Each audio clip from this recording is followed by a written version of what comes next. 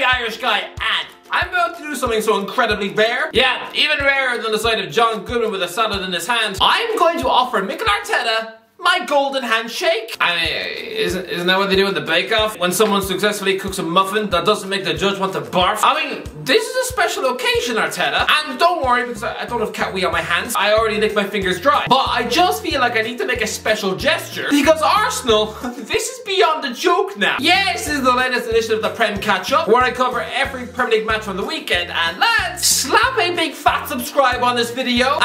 You know you want to do it. Scratch that big fat itch. But I'm going to tell you that Arsenal, as a football club, should not be doing this. As we talk about modern day footballers always having an excuse. I mean, honestly, some of these highly paid prima donnas, they turn up to training 2 hours late because their Xbox broke. Oh, they haven't scored in 6 weeks. But I mean, that's just due to the fact that their neighbour's granny died in her sleep during the summer, right? Well, Arsenal, they just beat Liverpool to still stay top of the league. But, I mean, they have every excuse in the book. Nobody would have really blamed this team for lying 7th in the league. I mean, where do you want to start? Bukayo Saka. This is a young man who, when he was a teenager, missed the biggest penalty in England's history. And suddenly, at about a third of all the country's 12-year-olds abusing him on the internet. Like, alright, penalty kicks should have traumatized the boy. I mean, in the same way, after the backlash he's just received, I'm pretty sure Iker Casillas is now too terrified to even be caught down the pub on his iPad watching Will and Grace. I mean, the tabloids would have a field day, and he'd probably have people from Qatar threatening to burn off his ears. I mean, Saka, by all rights, could have just given penalty duties to someone else. You wouldn't have blamed him. In the same way you wouldn't blame one of Joseph Fritzl's kids for now not wanting to get the Christmas tree out of the attic. But instead, he buries it past Alisson Becker, arguably the greatest shot stopper on planet Earth, and Granit Xhaka. He has no right to be this good for Arsenal in 2022. By all rights, he could have just taken the easy exit route and just moved to Roma when he had the chance. In the same way, it's socially acceptable to divorce your wife when she keeps trying to smother you in your sleep. And Gabriel Martinelli, this is just some skinny Brazilian kid who wanted to be the next Ronaldo, yes, and was also picked up by Manchester United at age 17, and it was all knitting together, and then he failed his trial. The same year they were signing a fat cheeseburger like Alexis Sanchez. And so, chuck in a long-term injury as well, and this guy has every right to be an underconfident mouse with dodgy knees. I mean, would anyone really be surprised to see him now playing on loan at Hertha Berlin or Partizan Belgrade? But no, instead, he got his head down, and he's an electric monster for Arsenal instead. Someone who just wolfed down Trent Alexander-Arnold as if his head was made of cheese. And Martin Odegaard, this was the cheap option, right? In a summer where Arsenal were quoted £80 million for James Maddison, and so they instead just go and buy this failed child star for just 30 million quid. You know, someone who's clearly just the Norwegian Freddie Adu. I mean, this guy had every excuse to now just be a forgotten doormat. Someone who failed to live up to the hype. You know, the modern day Malcolm in the middle, who nowadays probably doesn't even get asked for selfies anymore. But instead, he is captaining a team top of the league. I mean, his Norwegian mate Erling Haaland is having the season of his life, and yet Odegaard is the one higher in the table. And lads, Mikel Arteta had every right to be sacked this season, right? Come on, this is the year it was all supposed to unravel. I mean, he was an Amazon joke. A Spanish David Brent who liked to wave around light bulbs and draw cartoons of a heart holding hands with a brain. Honestly, he's supposed to be the Arsenal manager, not someone who failed to get a job at Bob's Burgers. I mean, he is supposed to be just a former number 2, Arsenal's version of Solskjaer. And even here in this match, he decided to combat Liverpool's attacking front 3 with out of position full-backs. That's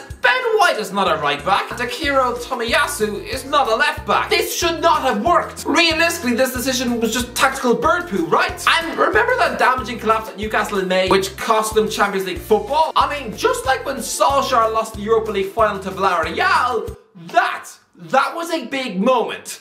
That should have been a turning point. Would anyone really have been shocked to see Arteta lose the dressing room this summer and start the season with 4 losses on the bounce and get sacked for, I don't know, Patrick Vieira? Or if the board fancy a cheap option, Claudio Ranieri? Or for old time's sake, Joachim Low? I mean, remember when Arsenal fans wanted to dump one weary dinosaur for another? That makes no sense. It's like saying you're sick of watching Jurassic Park, and so you then decide to stick in a DVD of Jurassic World. Lads, how are Arsenal doing this? Honestly, Arteta, I am giving you my golden handshake. I'm only gonna give this out max 5 times a season. So yeah, go on, frame this image on your fridge. I'm gonna say this now. Everybody assumed this man would fail at Arsenal, me included. He was the cheap option, and the fans were begging for Max Allegri. And that, hands up, how many Arsenal fans want Allegri over Arteta now? I mean, not only do you not want that, but I think it's the equivalent of me asking a happily married man on the street if he'd like to dump his wife to instead just share a bed with True Geordie.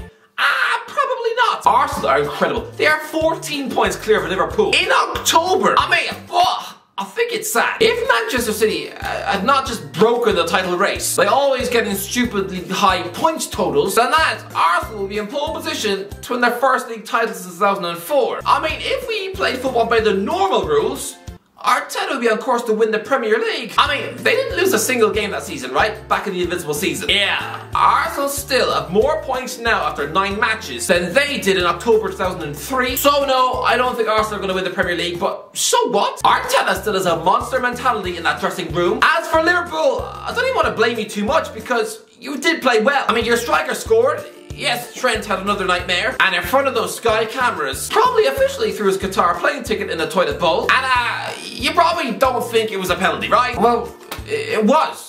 What more do you want me to say? Thiago Alcantara kicked Gabriel Jesus' leg. I mean, no, it was never going to shatter it in 3 places. I mean, if Thiago tried that meat kick in a UFC octagon, it would probably feel like your shin was being licked by a cat. But you could probably even use that same level of force to kick an old man in Asda, and he's still going to stay on his feet. But it is still contact in the box. What more do you want me to say?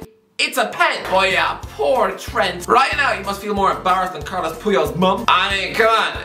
Your son's making stupid jokes on Twitter.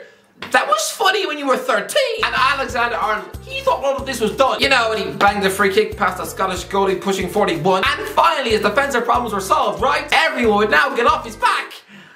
No, instead, people are talking about this generational talent as if he's Celestine Babayaro. And remember who he is?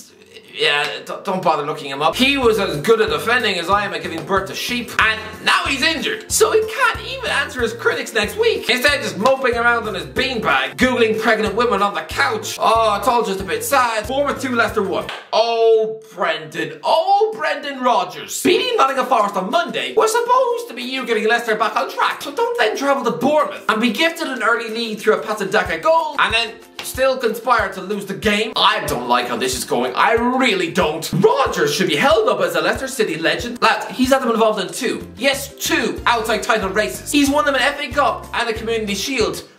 I think that Premier League title has spoiled the fans because, lads, he has done what Sir Bobby Robson wanted to do at Newcastle. Come in, challenge for the Champions League places, and crucially, win a competition. Forget Ranieri, someone who the Leicester players largely ignored. It's Rodgers who should have a statue outside the ground. But now, after he gets inevitably sacked, he'll be lucky to get a photo framed on the staff loo. And now, the Leicester fans and the internet, it's gotten ugly. And no, I'm not talking about Ian Dowie's wedding night. No, they all want him sacked. Would I? If I was a Leicester fan, would I want him gone? No, I'd sooner buy Micah Richards' book. I mean, to be fair, it's probably a good read, but 200 pages of Micah without hearing him cackle once? I'd be like watching Friends without the laugh track. How am I supposed to know when he's just told a joke? But no, it's a stale dressing room. Well, that's what happens when you let a Premier League manager only sign 1 footballer in the summer. I mean, contracts are running down, players are being sold. This is a neglected football club, and Rodgers is not the problem. He hasn't magically, overnight, gone from an FA Cup winner to someone with the brains of a fudge sundae. Something is wrong at Leicester, yes, but I mean, what's the plan? To bin Rodgers in favour of Sean Dyche? I mean, a year ago, this was a fan base who were terrified they would walk out on you for Chelsea or Man City. And yet, now you want to replace him with the guy sacked at Burnley?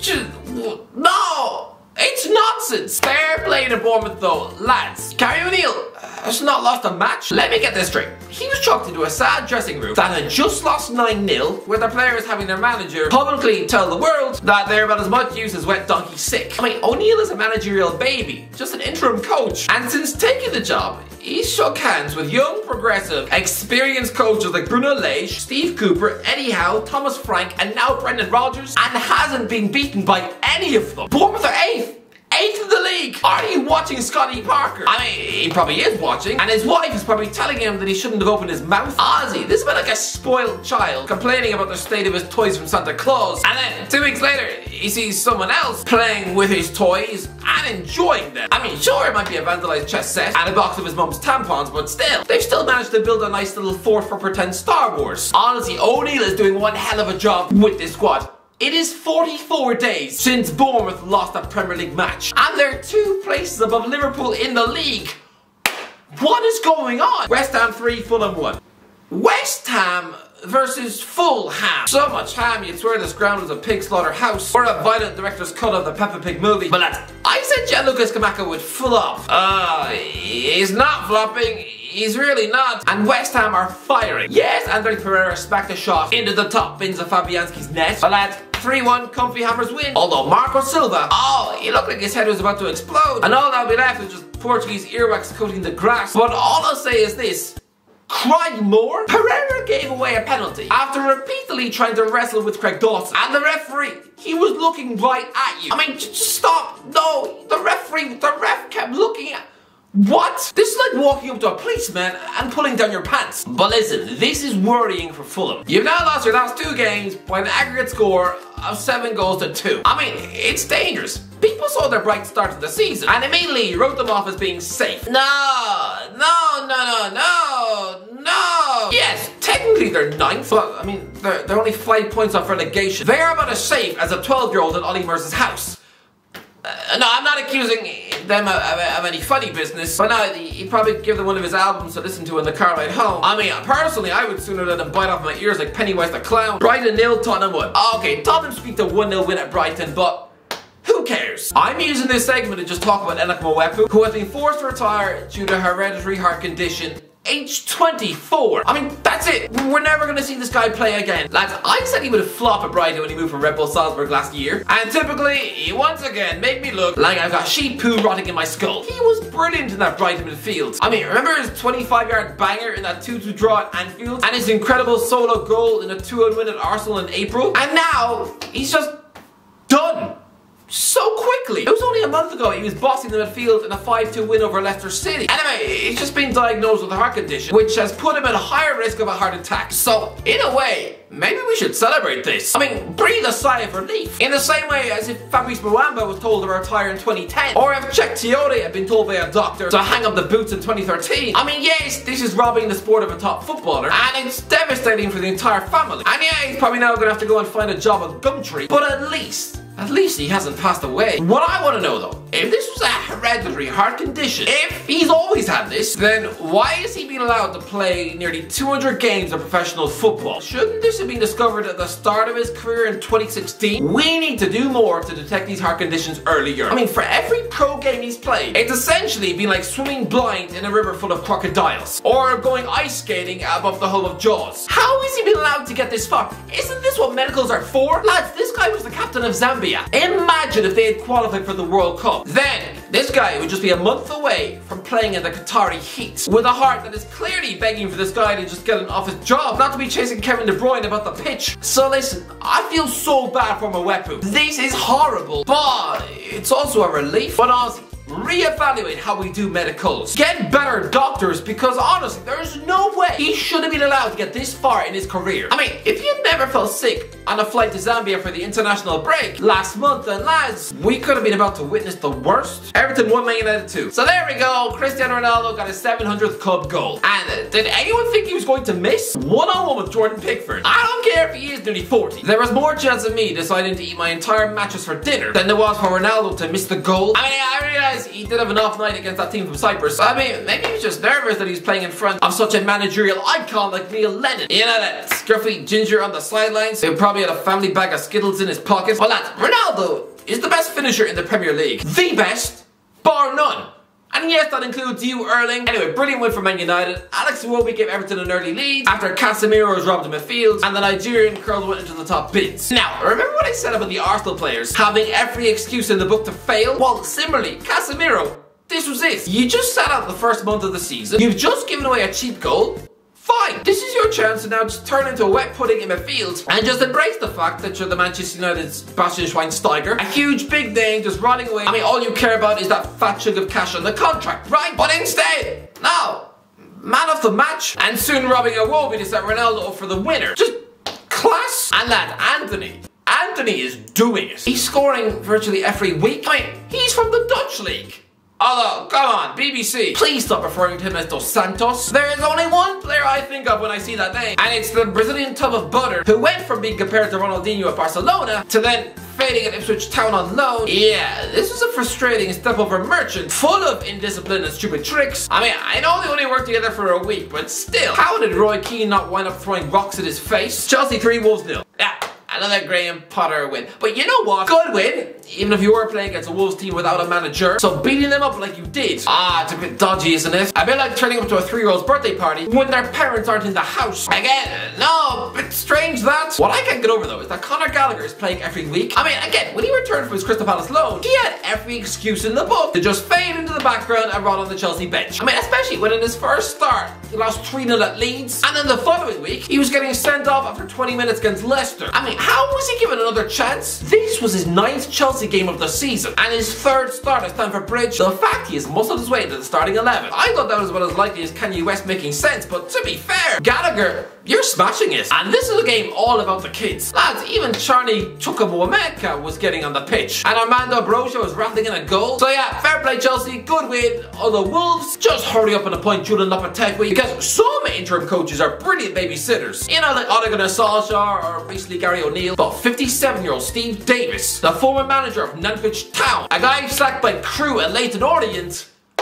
that ain't it! Crystal Palace 2, Leeds 1. Leeds are going down. I'm sorry, but I'm sticking to it. They just are. Listen, they fell to a 2-1 defeat here with Ebereki Eze sitting down the Leeds defence to score the winner. But lads, I didn't watch the match, but I heard all about the Leeds opener. Apparently it was some magic skill from Brendan Aronson. An incredible dribble, right? Nah, lads, I'm someone who grew up on the dribbling skills of Hatta Ben Arfa. So when I see a tweet like this, I'm expecting the dribbling version of a scorpion kick, something I've never seen before. Nah, it was a nice dribble, I guess, but I mean, it didn't actually beat anyone. It was just the defenders backing up and backing off, allowing him to get his shot away. I mean, am I being harsh? Yes, Brendan Aronson, you're the latest USA hot shot. And yeah, congrats on probably being at the top of the phone book. But otherwise, that goal is all a bit meh. Man City 4, Southampton 0. This is one of those games where, what's the point? Honestly, what is the point of watching? There is no competition when it comes to a match of the Etihad for a team like Southampton. It's just a case of how many goals. Actually, okay, to be fair, this game last season was actually 0-0. But still, here, it was all so easy. 4-0. Erling Haaland now has a 20-goal season under his belt, and it's only October, but what is this? Honestly, what is this machine that Pep Guardiola has built? Just utter domination. Anyways, let me know what you figure out. Let me know what the Prem catch up this week. Let me know if you enjoyed the video. Don't forget to subscribe as always. I'll talk to you in a while.